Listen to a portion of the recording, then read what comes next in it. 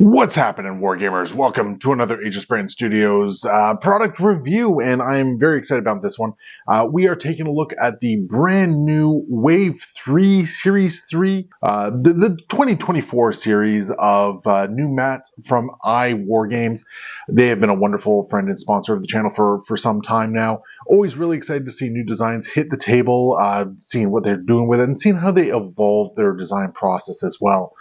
And I think these four new mats actually do a really, really good job at integrating a lot of feedback from the community. So very, very excited to get these on the table and share some thoughts on it. The other fun part about this one, though, is that they were originally supposed to be here on December 6th. And unfortunately, due to some weird shenanigans on everything like that, they got delayed. So, just about a month later or so, but through no fault of the guys over at iWargame, it was definitely not them. And every step of the way, they worked with me to make sure that the product actually arrived eventually, even though it took some hoops and whatnot. So I think that actually does speak to them as a company as well, that they are going to, if you reach out to them, if you have any problems, that they're going to work with you and make sure that you get what is ordered. Now, I will say this, these mats were provided by iWargame, so big thank you to them on this one. They're going to get them on the channel as soon as possible. And yeah, so we're going to go take a look at that. And remember, guys, if you want to get any of these mats for yourself, you can go to iWargame.net, use code AegisBrand, save 10% on one of the purchases of these mats or a Shatterpoint mat when they are in stock, and definitely recommend it. It is a huge quality of life thing, huge advantage and saving time and all that sort of great stuff. So let's take a look at the mats. So we got the four new designs here. So what we're going to do is I'm going to take a general discussion over the mats themselves, then get into some of the more specifics of each one.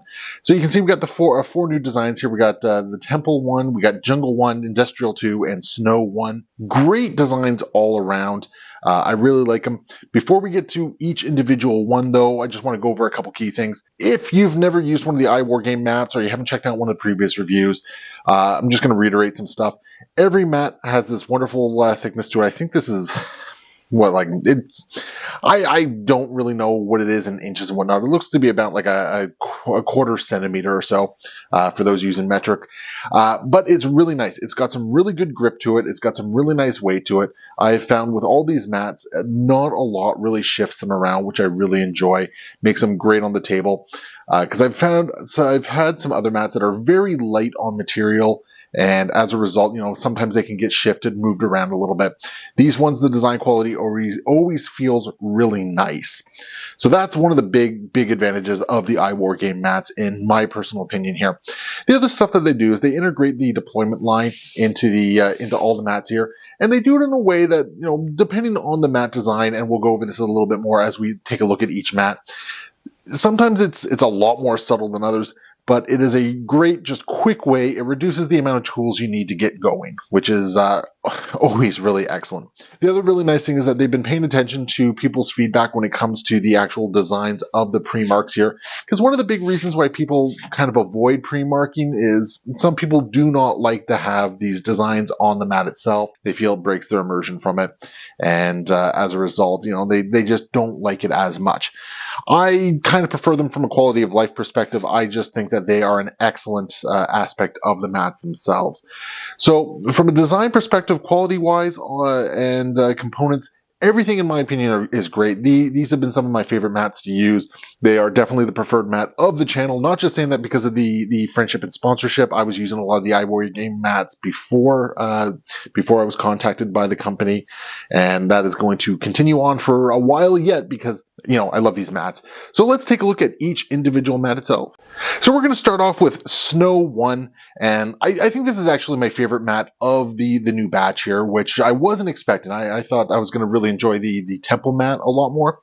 But the Snow mat, really fantastic. Lots of great little details on it. I like the sort of the grassy areas with all the snowy areas.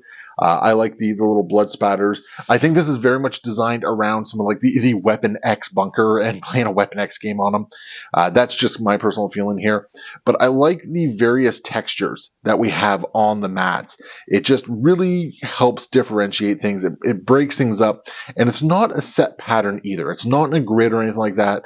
So when you're setting up the terrain, you're not going to feel as compelled to make sure that you have those sort of like straight lines and edges. You can be a little bit more organic with where everything's going.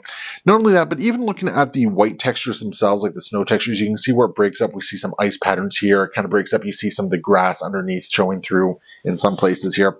It's really great. Now, of the 4 mats, I do also think that the pre-marking ones probably show up the most on this one, because each one of the pre-marks do have a little bit of sort of like a greenish halo to it. I personally don't mind that. I know some people will probably not like that as much. It is what it is. If you want the pre-marking, you have to understand that some of that is going to always show through here. Like I said, I think it's the most prominent of the 4 of these, but I still do really appreciate it. We're going to see how well they kind of stay in with the upcoming crisis shift up that we're seeing with the War of Kings box, but hopefully these will maintain their relevancy for a good while yet. So all in all, really like the Snow 1 mat. I personally think it's my favorite of the bunch of here, and I think you guys are really going to like it as well. Next up, we got Industrial 2. Now, Industrial 2 is not my favorite of them all, but I actually still really like it. If you're looking for something that has a little bit more of the grid layout to it, this one's definitely going to get what you're looking for. I do like, however, how they break it up. We have some like these more worn, almost rusty like pathways, and even they're not symmetrical. So you have 2 different designs on either side of it. You got the nice hazard stripe area to really break things up. Even the deployment zones have 2 different setups for it. So this one is a really cool one. That one, I like the colors for it. I like the pop of red lights right down the center. I feel that really helps sort of break up a lot of the browns and grays in there. The hazard stripes, again, same deal, really breaks everything up.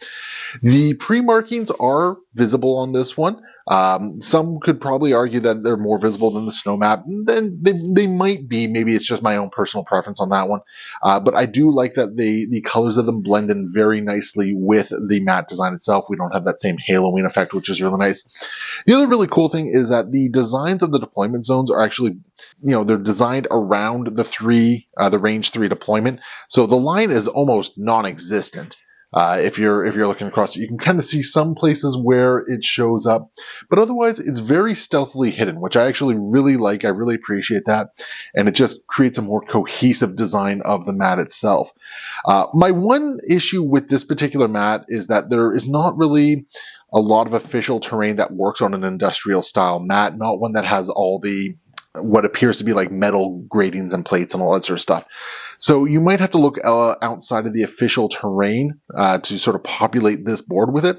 But I think if you can find some terrain that works for it, I think it's going to pop really nicely, really well, and it will look really great on camera. Next up, we have Jungle 1. This one it's very straightforward. I mean, very jungly. We got a couple paths moving through the design of it. I do like that there's some scattered stuff on here to make it look like a battle has happened. Very, very Wakanda. I mean, that's basically what we're looking at here. Like a lot, the broken weapons here, the shield over here, spear over here. It does very much look like it was designed to be a Wakanda-style board, which I really dig. I think out of all of them, they did the best job blending in the objective markers into the mat itself. Really appreciate it. There's no haloing on that one. There's no sort of like weird glowy edges or anything like that. Really kind of cool. Unfortunately, because of the more organic aspect of it, the deployment line is a little bit more visible. But at the same time, if you're not looking for it, it's very easy to miss, which is kind of cool. Again, I really like the different uses of textures in the designs. It breaks everything up. You can see where there's some grassy area, where there's some foliage down there. And it looks really good with the Wakandan terrain. It blends in very nicely with that. All in all, I do really like the mat.